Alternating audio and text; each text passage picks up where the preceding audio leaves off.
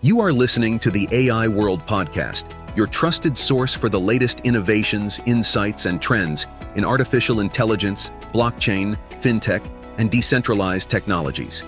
Each episode features expert interviews, engaging discussions, and in-depth analysis of how AI transforms industries worldwide.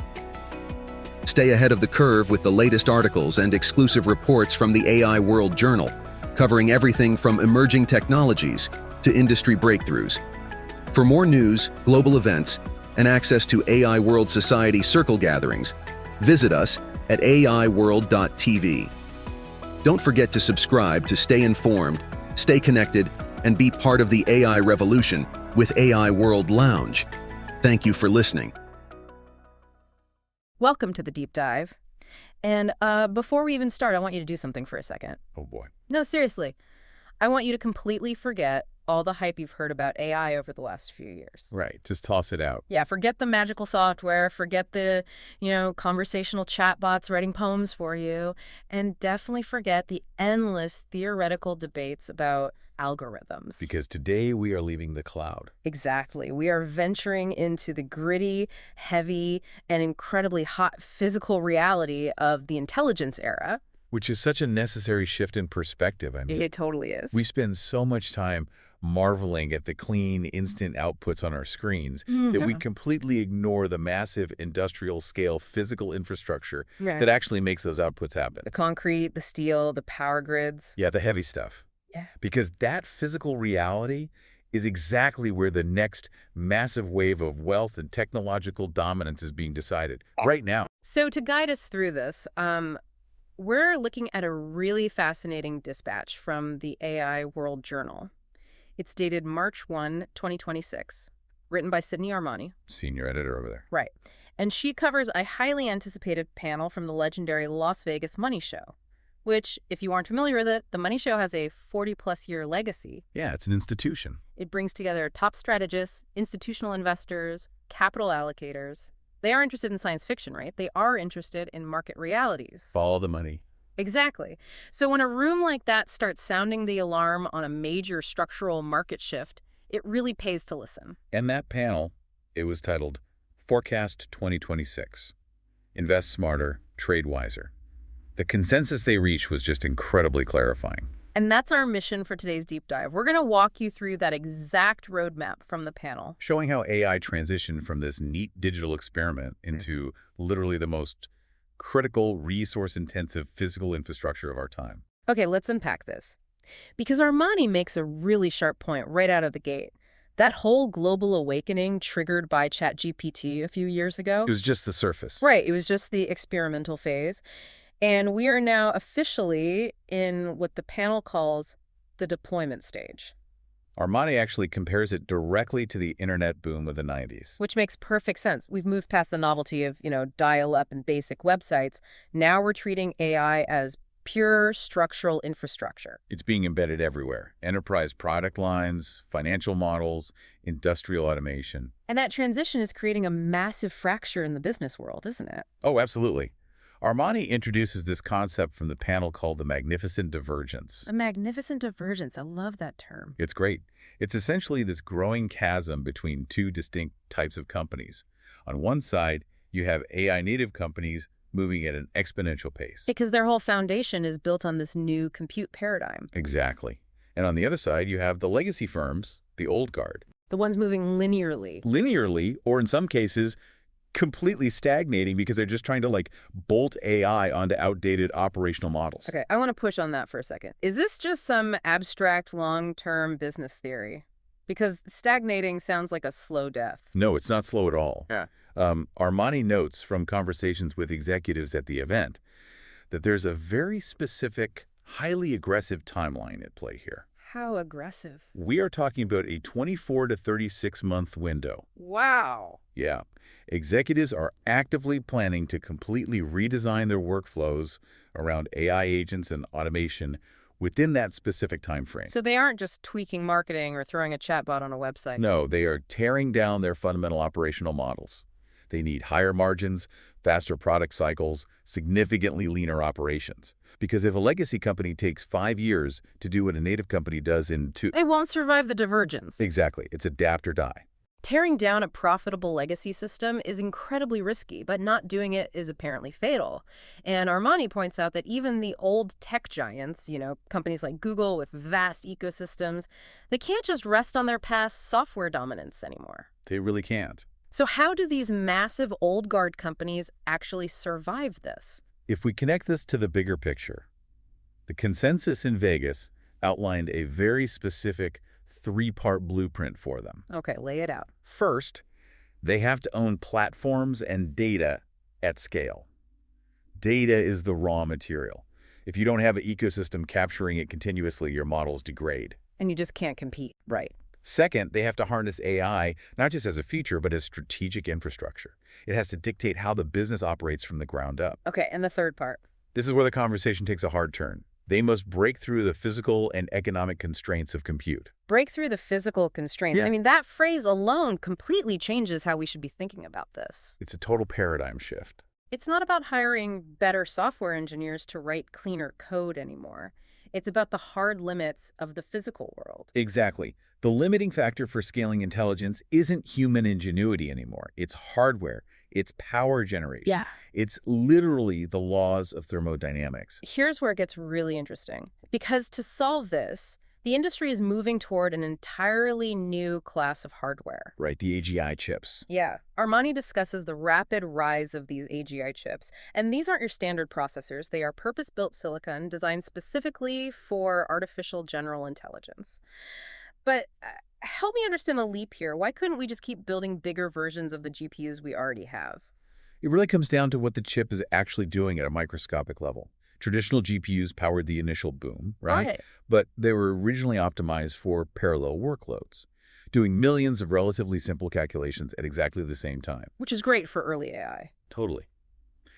But AGI chips require a totally different architecture. As models become more autonomous, moving from just predicting the next word to executing really complex multi-step reasoning. They need more juice. They need higher efficiency, incredibly fast reasoning, lower latency, and most importantly, advanced energy management. And that energy management brings us to the hidden bottleneck of this entire era. It turns out the biggest enemy of AI scaling right now isn't silicon shortages. Nope. It's heat. Heat is the ultimate physical constraint. As you push massive amounts of power through these dense, insanely fast AGI chips, they generate extreme temperatures. I mean, servers have always gotten hot, right? Yeah, but traditional air cooling, the giant fans keeping data centers running for decades, has officially hit its physical limits. You simply cannot blow enough cold air across a server rack pushing thousands of watts of sustained power. The silicon would literally melt. It would melt. Air is just not an efficient enough thermal conductor. Which means the industry is turning to some wildly futuristic, totally sci-fi sounding solutions just to keep the machines from catching fire. Liquid cooling. Yes. The text highlights this massive shift to immersion cooling, and I have to say, this goes against every instinct I have. Oh, same. If I spill a glass of water near my laptop, I panic. But these companies are purposefully submerging entire racks of servers into vats of fluid. Millions of dollars of hardware just dunked. Yes. What's fascinating here is how materials science has quietly transformed into the new strategic battlefield of the tech world. Who would have thought? Right. It sounds completely counterintuitive to drop high-end electronics into liquid, but these aren't vats of water. They are specialized dielectric fluids. Meaning they don't conduct electricity. Exactly. They don't conduct electricity at all, but they are incredibly efficient at conducting heat. They pull the heat away from the chips vastly more effectively than air ever could. And Armani points specifically to companies like 3M, which supplies these advanced dielectric fluids. Which is just wild to think about. 3M. Yeah, 3M. The company that makes Post-it notes and Scotch tape is suddenly providing the exact chemical compounds making the next generation of artificial intelligence physically possible. And immersion is just one method. Armani also mentions two-phase cooling systems. Oh, this part was crazy. Explain the two-phase system. So in a two-phase system, the coolant is actually designed to reach its boiling point the moment it makes contact with a hot chip. So it boils. It boils. It turns from a liquid into a vapor, and that phase change absorbs a massive amount of thermal energy. The vapor rises, cools down, condenses back into a liquid, and the cycle repeats. So the servers are essentially boiling their own coolant to stay alive. Pretty much. And then Armani brings up microfluidic systems, which sound even crazier. The future of artificial intelligence is unfolding, and it's happening at AI World Week, the flagship global event for innovation, collaboration, and transformation.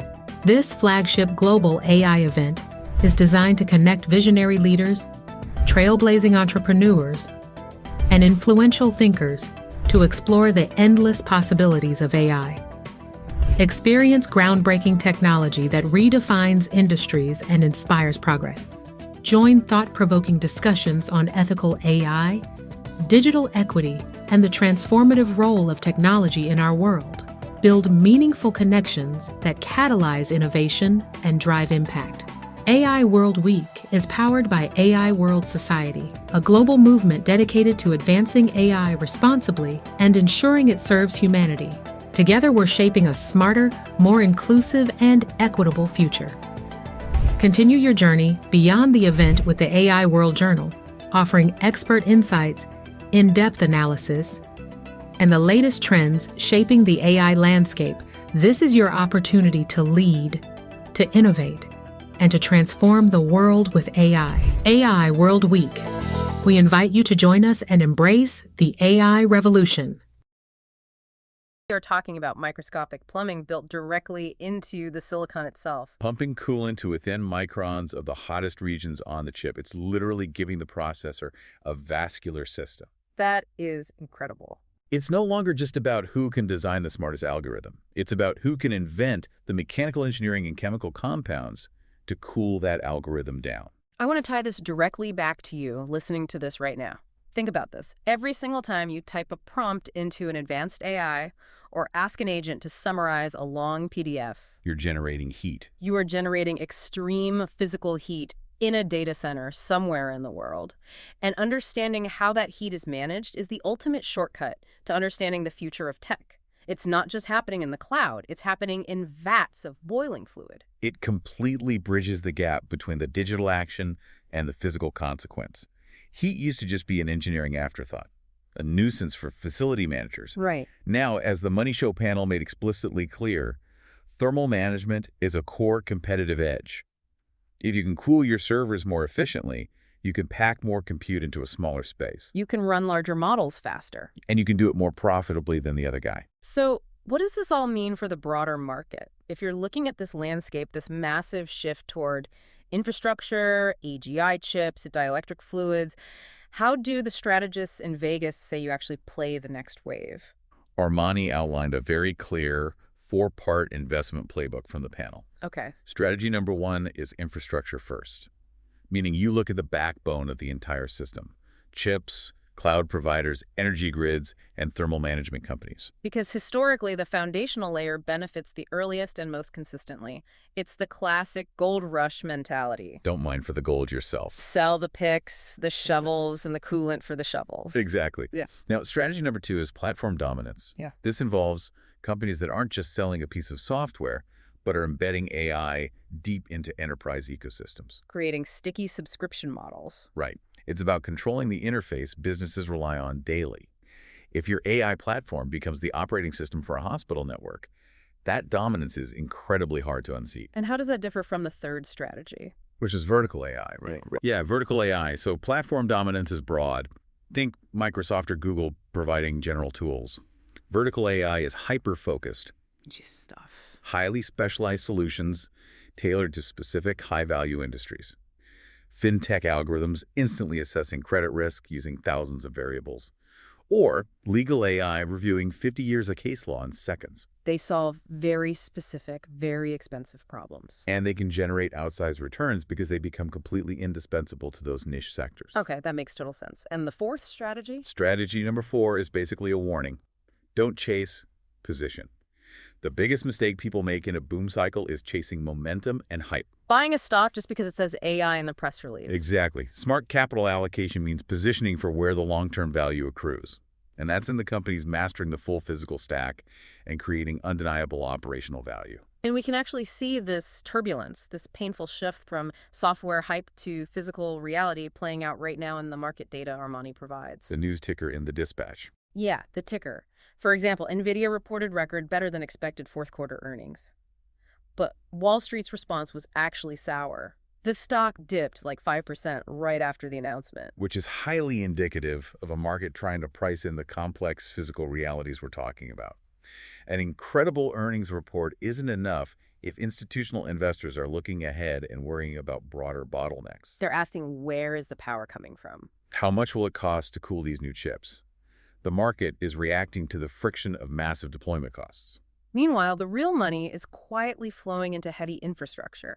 The ticker notes that Equinix and the Canadian Pension Plan Investment Board are nearing a massive $4 billion deal. To purchase it north. Right, a data center firm. And what's really interesting is the geography. The goal is to scale AI and data center demand across the Nordics. And why the Nordics? It goes right back to the physical constraints.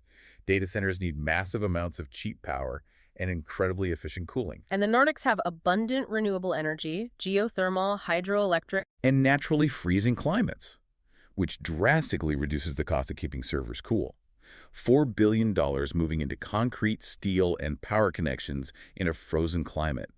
That is the physical reality of AI in action. That $4 billion deal really shows how much capital is required here.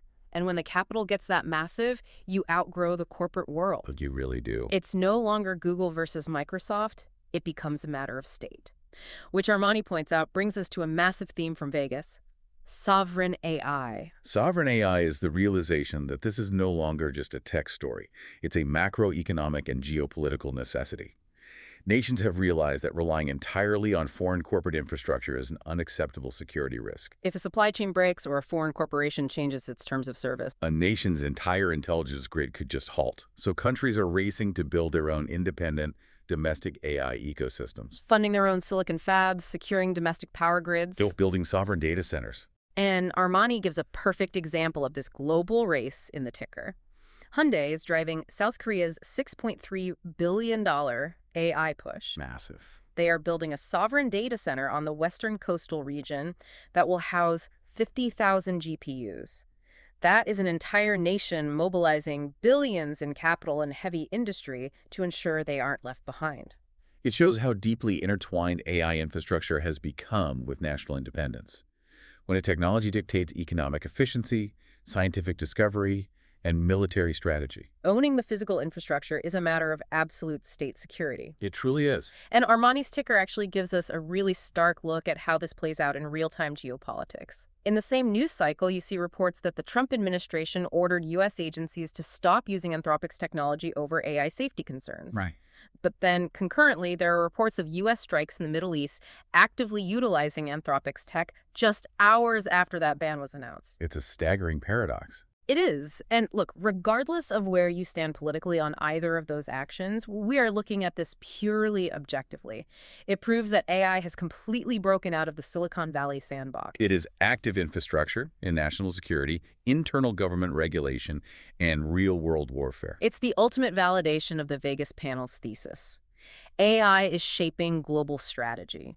This is exactly why the physical constraints, the chips, the power, the thermal management are so vital. They aren't just corporate assets anymore. They are strategic national resources. It really reframes everything you read about this industry. So let's recap the journey we've taken on this deep dive. We've covered a lot. We started by stripping away the surface-level software hype and moved into the deployment stage. We explored the magnificent divergence, where companies either redesign their operations within 36 months or face irrelevance. Adapt or die. From there, we hit the physical wall. Scaling intelligence is constrained by the hard laws of thermodynamics, which requires entirely new AGI chips and sci-fi cooling solutions like two-phase boiling systems and 3M's dielectric fluids. And finally, we zoomed out to the macro picture. Multi-billion-dollar infrastructure deals in the Nordics and sovereign AI initiatives in South Korea, literally rewriting global power dynamics. If there is one overarching takeaway you should hold on to from the Forecast 2026 panel, it's this. The winners of this new era will not simply be the organizations or nations that write the most elegant code. Right. The winners will be those who can look at hard physical constraints, the limitations of heat, the scarcity of power grids, the complexities of materials science, and engineer ways to transform those constraints into durable competitive advantages. It's a heavy reality check. And it leaves me with one final lingering thought for you to mull over as you go about your day. We spent this entire deep dive talking about how artificial intelligence is currently constrained by human limitations. Our limits in physics, thermodynamics, building power grids. Exactly. But as these models approach true artificial general intelligence, what happens in the very near future when we ask an AGI to look at these physical bottlenecks itself? Oh, wow. What happens when the AI itself designs its own specialized hardware, formulates its own novel dielectric fluids from scratch, and engineers physical cooling systems to bypass the very limits we are currently struggling to solve? That raises a huge question about the acceleration of innovation.